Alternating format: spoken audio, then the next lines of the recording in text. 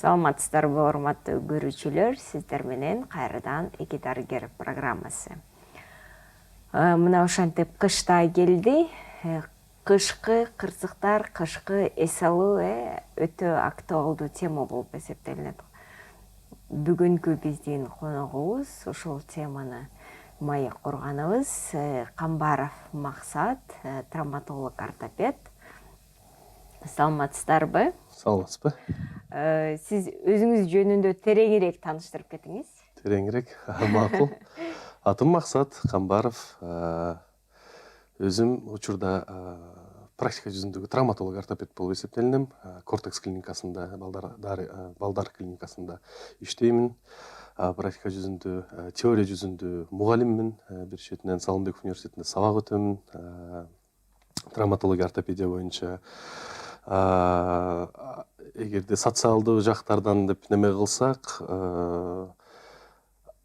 коомдук кайрымдуулук фонду бар, Жаннат деген. Ошонун негиздөөчүсү, директору болуп эсептелинем. Общественный благотворительный фонд Жаннаттын. Сиздин программаларыңыз дагы көп экен. Ал жердеги программалардан мисалы ДЦП деп коет, детский церебральный паралич. Аларды реабилитациялоо боюнча проектибизди ишке жүргүзүп баштадык. Анан кийин дагы бир проектибиз бул биринчи жардам проекти. Бул биринчи жардам проектиси элдерге үйрөтүү медиа жүзүндө интернет тармактан кантип биринчи жардамды беришибиз керек. Үйрөтүү негизиндеги проект.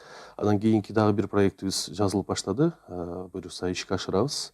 Ал нерсе элди офлайн түрүндө үйрөтүү. Ошол эле нерседе мисалы айыл жергелерине, ФАПтарга, районный ооруканаларга барып, ошо ФАПтагы сотрудниктерди чогултуп, ошолорго тренинг өткөрүп, аларга үйрөтүп, себеп дегенде алар барып туруп айыл жергесинде иштешет да, ошол жердеги адамдарды үйрөтөт, населенияны, элди үйрөтөт. Биринчи жардамды кантип бериш керек деген нерсени.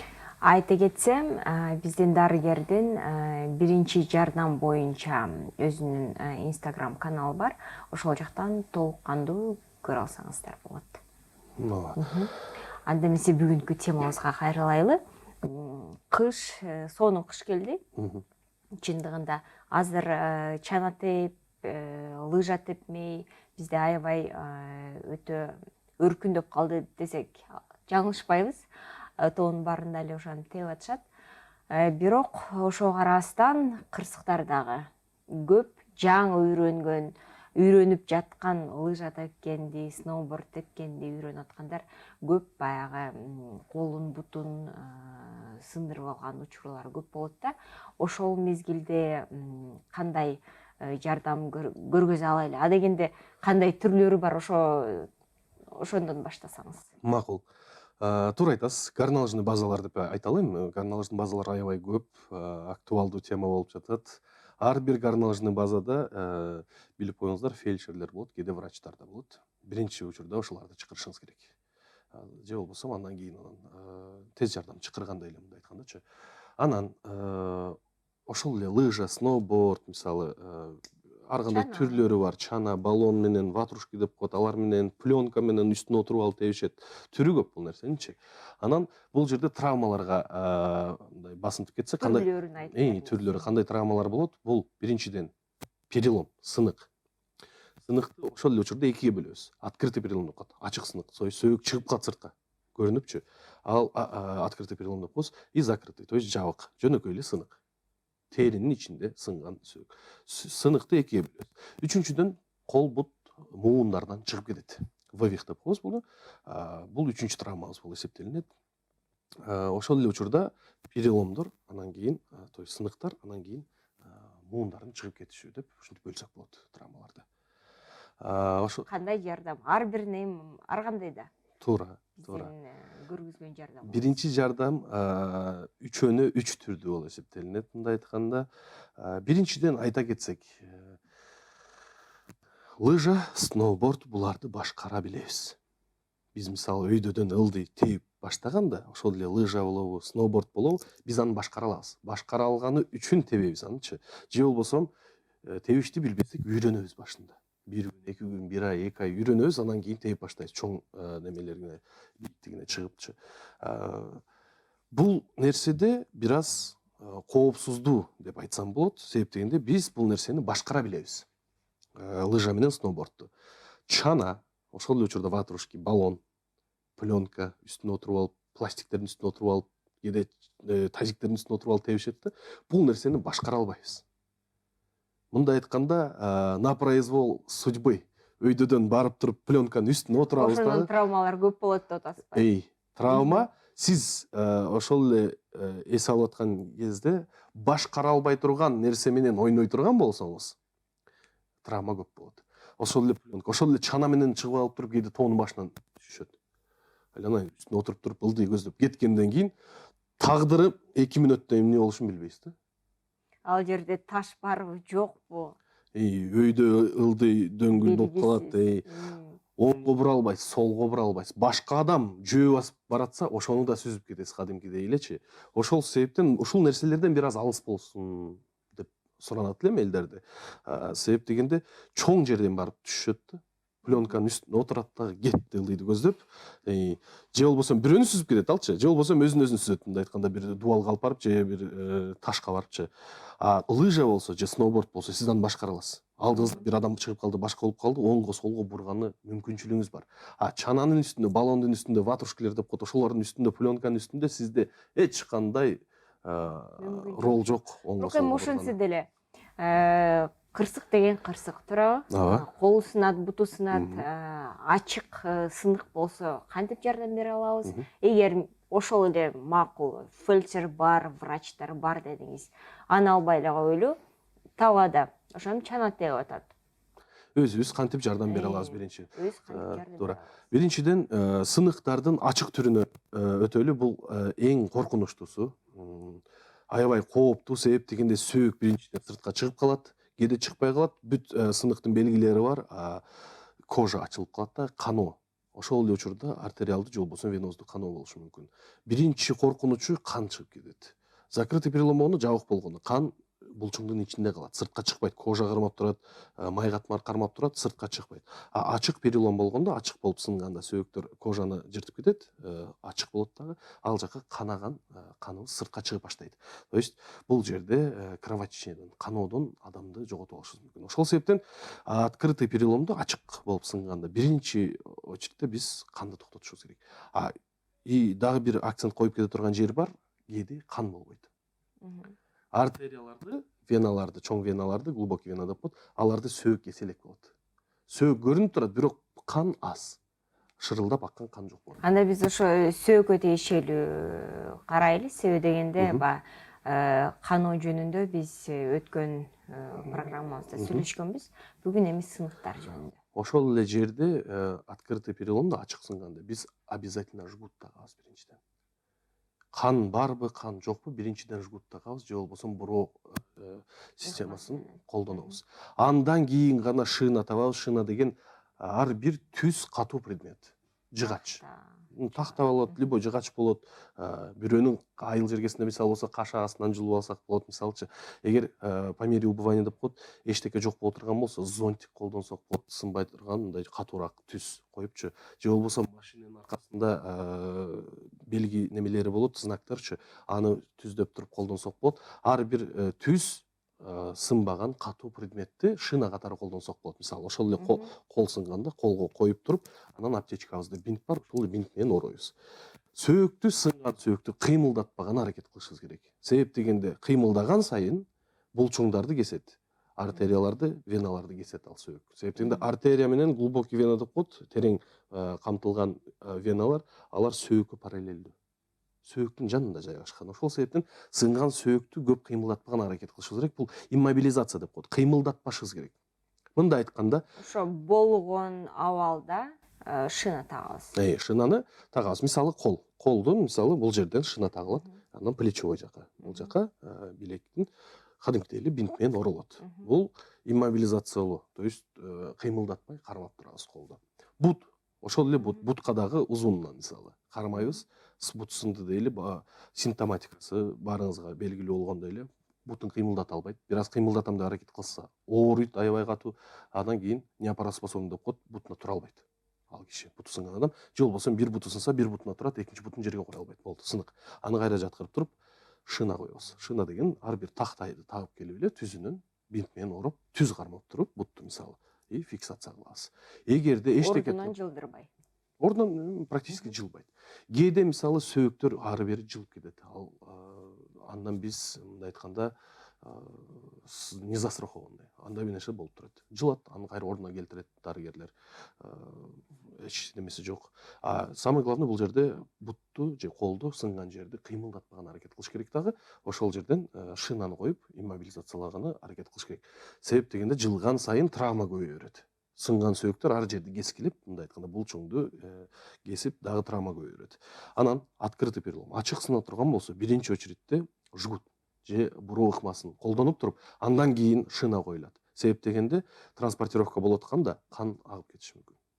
Кан башында каноо жок, жолдо баратканда пайда болуп калышы мүмкүн. Ошол себептен биринчи жгут тагылат да, андан кийин шина колдонулат. Бутка да, колго да. Эгерде буту сынган болсо адамдын, шина таппай калдыңыз, болот андай учурлар делечи, особенно ошо горнолыжный базаларда эчтеке жок. Кардан башка эчтеке жок болуп калат. Ошол эле лыжаңызды колдонсоңуз болот. Лыжаны коюп, бутун байлап. Эчтеке прям таппай калсаңыз, бутту здоровый ноге, экинчи бутка ороп туруп, эки бутту тең ороюсуз. Сынган бутун аяп, адам өзү кармап турат. Кыймылдатпаган аракет кылат. Анан кийинкисинде биз муундардын чыгып кетиши деп айттык, вывихтар. Ал учурда мисалы биз чоң аталарыбыздан көрүп калганбыз, абаларыбыздан, чоңдорубуздан көрүп калганбыз, жанагынтип тарткылап, буттарын колдорун тарткылап салып коюшат да. Эч качан андай кылбаңыз. Ушунчалык катуу ооруганда травматический шокко түшүп калат адам. Ошол себептен жанагыны кичинекейиңизде көрүп калсаңыз, тартып салып коем колун же бутун тартып салып коем деген болбош керек. Ал чыккан муунду дагы кадимкидей эле иммобилизациялоо керек. То есть кармап туруп, бинт менен, шиналар менен катырып байлашыбыз керек дагы, больницага алып барышыбыз керек. Ошол эле учурда же өзүңүз алып барасыз, же жардам алып барат. Мисалы үчүн ошол эле көрүнүш, мисалы үчүн ДТПда, аварияда болушу мүмкүн. Ошол жөнүндө дагы айтып берсеңиз, кичине элибизге рекомендация болсун. Жол кырсыгында дагы бул нерселер көп учурайт. Сынат, кол сынат, акырек сынат, мисалчы. Ошол эле жерде өйдөдөн ылдый көздөп баштайлы, мисалы акырек сынды эле. Акырек сынганда кээ бирки адамдар суроо болушу мүмкүн. Биз каягын иммобилизация кылабыз? Кайсыл жагын байлайбыз депчи. Акырек сынганда бул плечевой поястын бир түрү, колдун верхний конечности деп коет, өйдөңкү жак бир иштебеш керек. Буну денеге ичине карматып туруп, колду орошубуз керек. Ошол иммобилизация. Ошол эле желке чыгып кетсе, чыканак чыгып кетсе, кармап туруп, мисалы шина таппай калдык, башка таппай калдык, мисалчы, кармап туруп, өзүнүн денесине өзүн бинт менен ороп байлап коебуз. Эң негизгиси колду кыймылдатпаш керек. Ошол эле бут, тазобедренный сустав деп коет. Чыгып кетиши мүмкүн. Коленный сустав, тизе чыгып кетиши мүмкүн, сынып кетиши мүмкүн. Ошол эле нерсени шинаны колдонобуз, байлайбыз, ороюбуз. ДТП учурунда да ошондой. Анан кээ бир учурда мындай болуп калат, позвоночный столб, омурткалар сынганы. Омурткалардын сынганын диагноз коюу ДТП учурунда ошол эле кырсык болгон жерде аябай кыйын. Бир гана белгилери кандай болот? Белден ылдый, мисалы, бел жактары сына турган болсо, адамдын бутун сезбей калат, бут иштебей калат. Өйдө жак, моюн жакка жакын жактан кеткен болсо, колдор иштебей калат адамдынчы. Кээде тетрапарез деп коет, полностью 4, эки колду да, эки буту да иштебейт, бирок аң сезими жакшынакай сиз менен сүйлөшүп атат. Ал кишинин моюнга жакын жактан омурткасы кеткен деп. Бул жакта кандай кылып неме кылынат, шина коюлат омуртка жакачы, аябай чоң доскалар колдонулат. Доска табышыбыз керек. Кадимкидей эле носилка катары эле түбүнө киргизип туруп, же болбосо акырындан жылдырып туруп, ошол доскага орошубуз керек ал адамдычы. Мындай айтканда, денеси кыймылдабай турган кылып. Моюн тараптар кеткенде, мисалы, воротник шанса деп коет. Ошол нерсени колдонушубуз керек. Ал көбүнчө тез жардам машинесинде болот. Алар келгенде колдонушат, моюнун фиксация кылып, кыймылдабай турган кылып байлап коюшат. Биздин учурда кандай кылсак болот? Бинттер менен фиксация кылсак болот. Мисалы, неме жок, тез жардам жок, башка эчтекебиз жок. Моюнду кантип моюнга шина тагабыз деген суроолор болуп калат да. Моюнга шина бул бинттерден коюлат. Бинттерден коюлат да, оролот, кадимкидей эле моюнду фиксация кылабыз. ары бери кыймылдабаш үчүн. Себептен да кыймылдаган сайын травма көбөйүп кетиши мүмкүн. Мисалы үчүн мындай көрүнүштөр көп болот да, ушул эле мезгилде мисалы үчүн авария болду, анан кийин элдин баардыгы аракет кылып, баягы мисалы үчүн жардамчы болуп,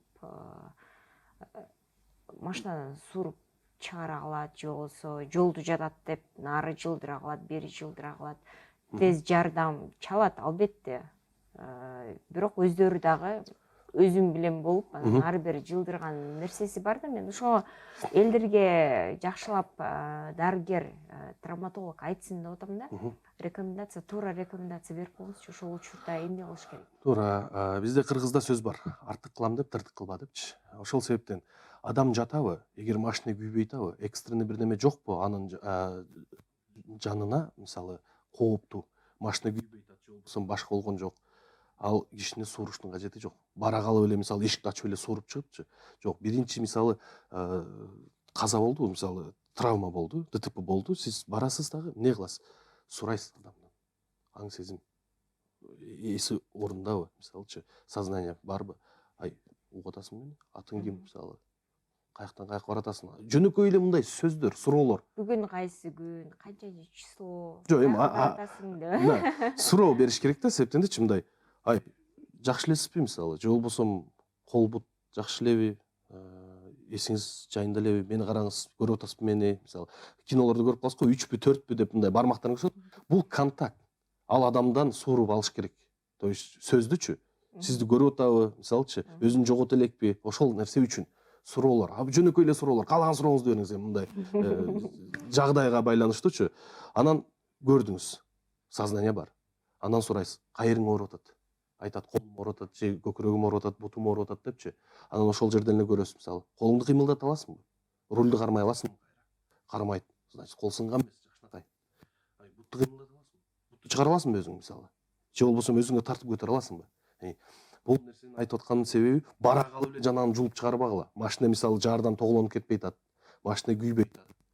Машина бир 10-15 мүнөт эчтек болбой эле турат. Бензин аккан жок, бир жеринен күйүп кете турган неме жок, кооптуу нерсе жок. Канаккан жери жок. Ошондой нерселерди биринчи барып сурап, көрүп, мындай айтканда, анан кийин бир нерсени кылыш керек да. Тура калып эле барып, жула калып эле сөөктөрүн, сынган сөөктөрүн ордунан жылдырып берипчи, мисалычы, андай да болбойт. Акырек сынганда аябай кооптуу, эмнеге? Себептегенде түбүндө артерия өтөт. Подключичный артерия деп коет. Акырек сынган болсо, колун жулкулдатып тартканыңызда ал артерия кесип кетиши мүмкүн. Артерияны сөөк кесип кетиши мүмкүн. Внутренний кровотечение деп жана айтканыбыздай эле ошентип башталат. Ошол себептен кооптуу эчтеке жокпу? Ал адамды биринчи ошол машинанын ичинде эле мындай айтканда обследовать можно.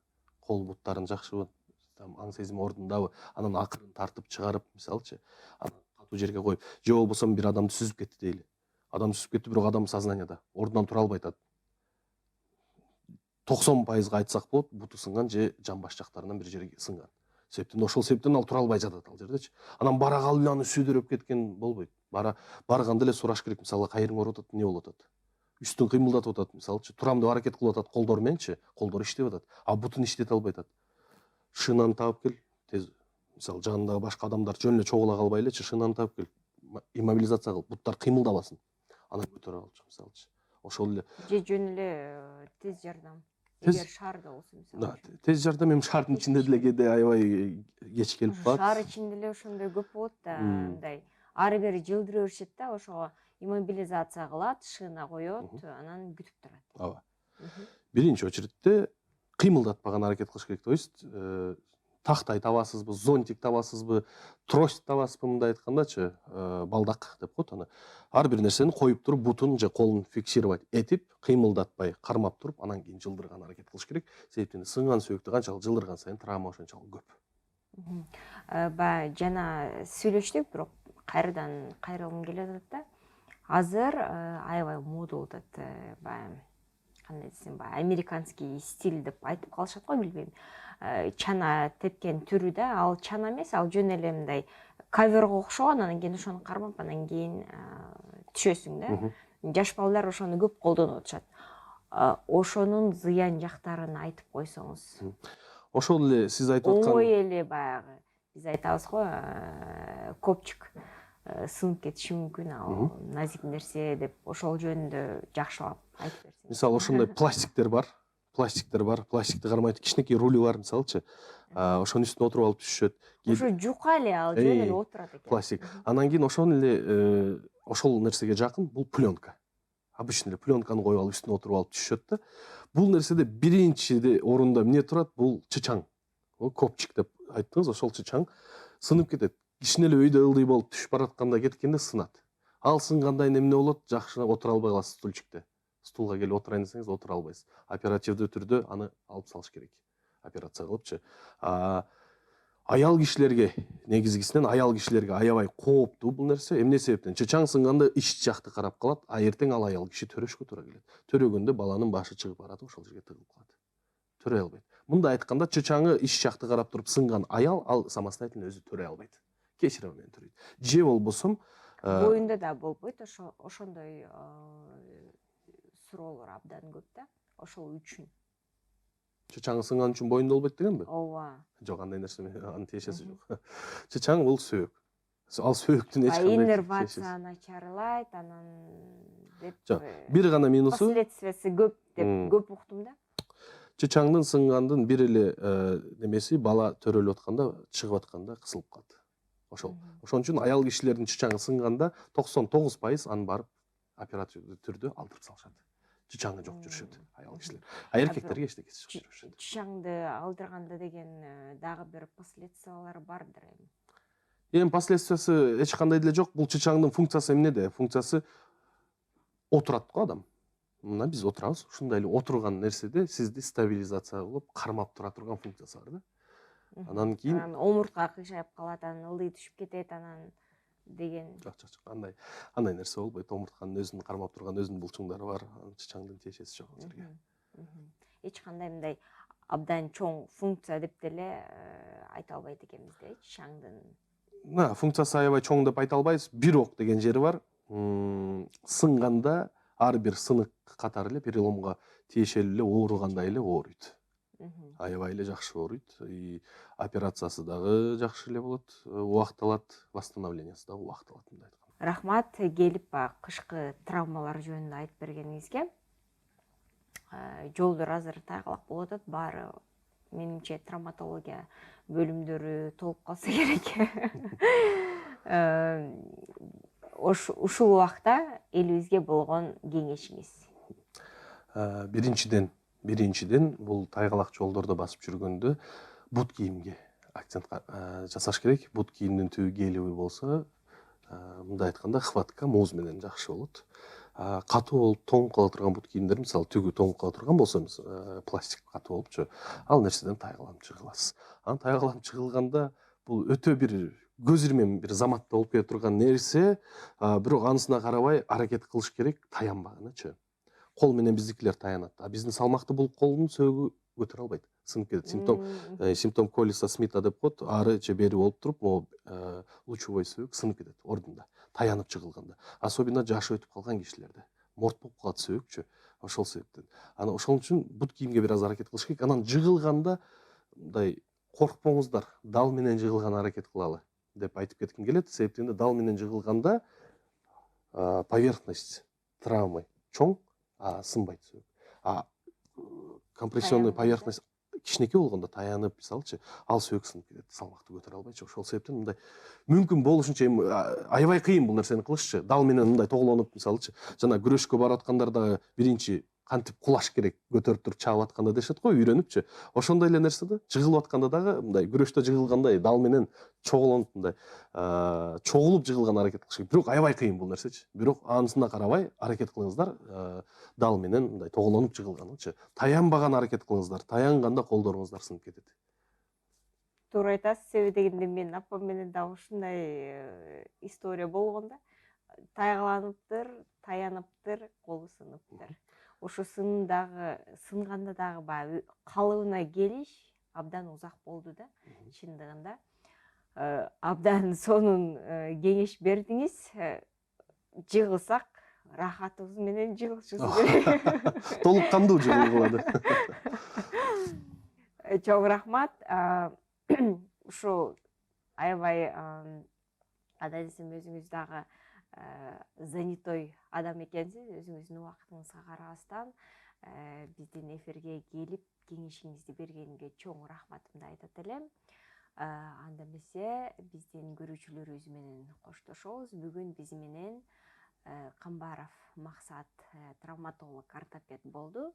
Сиздер менен Бегимай Жетимишева. Кайрадан көрүшкөнчө саламатта болуңуздар.